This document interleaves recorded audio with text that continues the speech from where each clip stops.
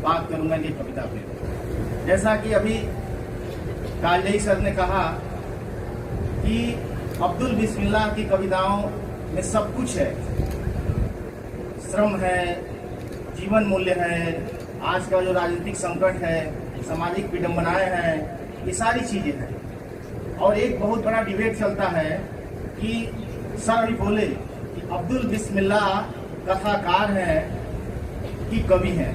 त्रिलोचन ने इनको कवि कहा था, क्योंकि इनका जो दोहों का संकलन होती उसी के आधार पर ये बातचीत करते थे त्रिलोचन से, जो मेरी जानकारी में है। और मंगलेश डबराल ने इन्हें मूलतः कथाकार कहा था।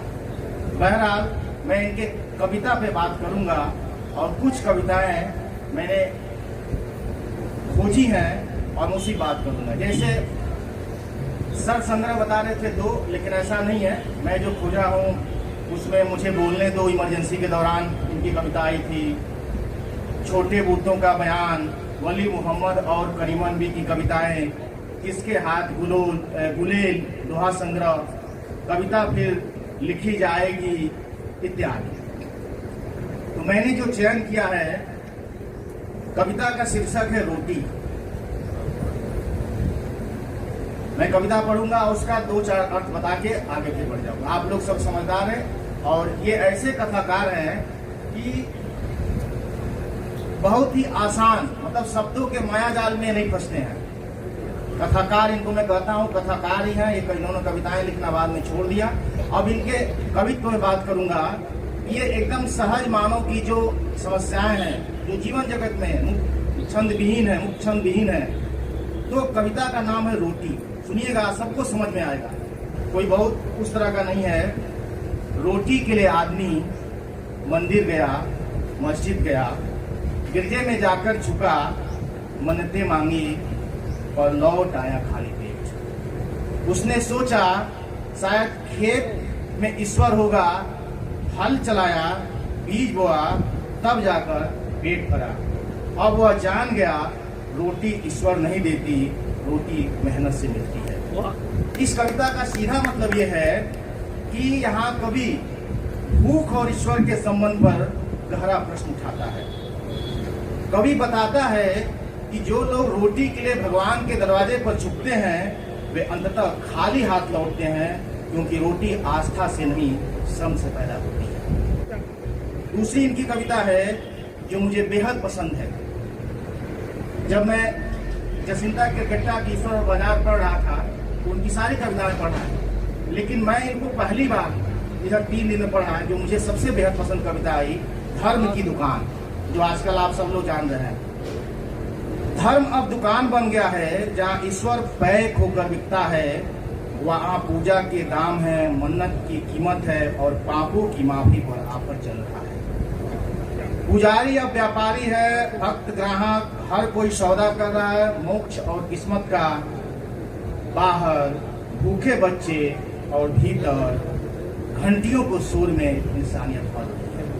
अर्थात बिस्मिल्लाह जी ने बताया है कि आज ईश्वर क्या है, मुनाफे के लिए आ गया है। ईश्वर का जो भक्त, जो धर्म का जो केंद्र होता था कि लोक कल्याण की भावना, मानवता को आगे बढ़ाना, लेकिन आज क्या है, जो उसके मीडिएटर लोग हैं, ये सिर्फ मुनाफे की बात कर रहे हैं। इस कविता में ये दिखाया गया है। लेकिन आज गरीब, कितने बच्चे गरीबी से मर रहे हैं, बहुत से गरीब लोग मर रहे हैं, लेकिन आज करोड़ों का दान, स्टेटस ऑफ सिंबल, करोड़ों का दान दिया जाता है कई बड़े बड़े मंदिरों में, आप लोग जानते होंगे। अब मैं इनके आगे एक और कविता है, उस पर बात करूंगा। कविता का नाम है मजदूर का चेहरा। मजदूर के चेहरे पर इतिहास लिखा है, पसीने की हर बूंद में सभ्यता की नींव रखी गई है। जिन हाथों ने इमारतें उठाई, वे आज भी किराए के घर में रहते हैं।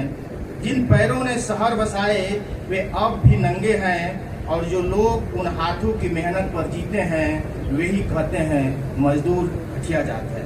मजदूर का चेहरा थका हुआ है पर झुका नहीं, उसकी आंखों में अब भी उम्मीद का सूरज चमकता है। अर्थात देखिए, जो मजदूर समाज होता है वह हमारे सभ्यता किस प्रकार निर्माण करता है और हमारे मतलब जीवन में आज वह कितना उदास है, और उसकी उदासी यह है कि हम सभ्यता में विकास नहीं कर पाए। और एक दो कविता का अवश्य में छोटी से है, मैं अपनी बात करके खत्म करूंगा। खरगोश और चीता। खरगोश और चीता कविता का नाम है। खरगोश मतलब आम आदमी जो संघर्ष कर रहा है, जिसको दबाया जा रहा है, जो गरीब है, हाशिए पर है। और चीता मतलब जो मजबूत है, दबंग है, जो शोषण करने वाला है।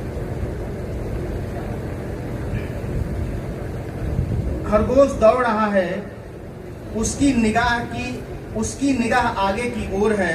चीता पीछा कर रहा है, ताकतवर, तेज और क्रूर। जंगल की हर बाधा, हर पत्थर की खाई खरगोश के साहस को परखती है।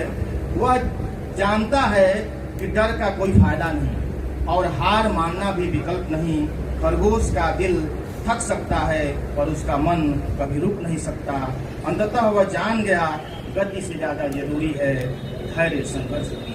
आम आदमी के लिए धैर्य, संघर्ष और उम्मीद ही है। और मैं कई कविताएं इनकी हैं। एक और कविता का के अपनी बात में खत्म करूंगा। ये भी कविता मुझे बहुत पसंद है।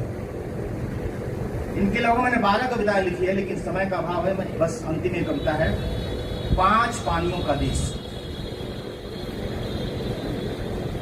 पानी का नाम मत लो यहाँ, सबसे शानदार कविता मुझे लगी। अभी सुबह मैं देख रहा था। पानी का नाम मत लो यहाँ, कोई सुन लेगा तो गजब हो जाएगा। गजब हो जाएगा, कैसा डर है ये। जी नहीं, अब तो उन नदियों के निशान भी नहीं रहे यहाँ। उन नदियों का नाम मत लो, कोई सुन लेगा तो गजब हो जाएगा। जी नहीं, वे सूखी नहीं घाम में, वे लुप्त नहीं हुई पाताल में। उन्हें चुरा ले गया कोई परदेसी, अपनी बोली झड़ियों में भरकर। उस परदेसी का नाम मत पूछो, कोई सुन लेगा तो गजब हो जाएगा। जी नहीं, यहाँ हथियार नहीं चले, यहाँ नहीं हुई कोई बगावत।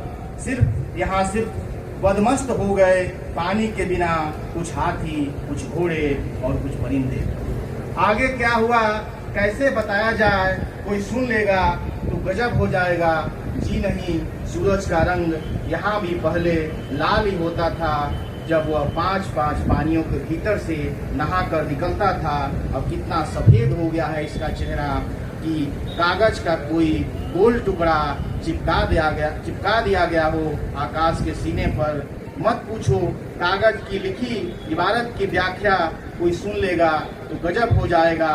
हवा में बनी हुई है हरारत लगातार और वे चुप हैं। सड़क पर सड़ रहे हैं खून के धक्के और वे चुप हैं। खिड़कियों में खुली हुई हैं सहमी, डरी, उदास पुतलियां और वे चुप हैं। वे कौन हैं, उनका नाम क्या है, मत पूछो बंधु, वरना कोई सुन लेगा तो गजब हो जाएगा। इसका मतलब ये हुआ कि कभी पानी के मार्फत सत्य, आजादी, पर्यावरण और संवेदना की बात कर रहा है। कभी यहाँ पानी को जीवन के रूप में देख रहा है, लेकिन जो परदेसी है, परदेसी मतलब जो राज सत्ता है, जो आज के हमारे जो शासन कर रहे हैं लोग, और गजब हो जाएगा।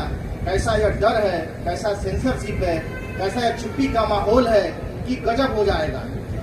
कभी इस समाज की तस्वीर वह खींचता है जहाँ संसाधन लूटे जा रहे हैं, लोग मारे जा रहे हैं, लेकिन हर आदमी चुप है, कोई बोल नहीं रहा है।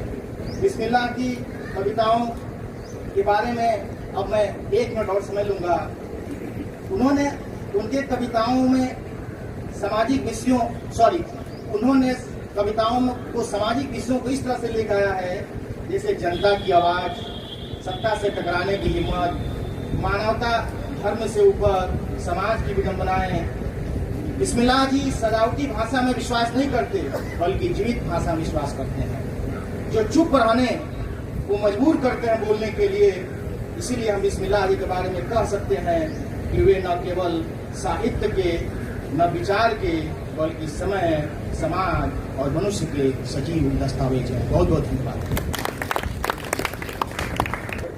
और उतनी दूर से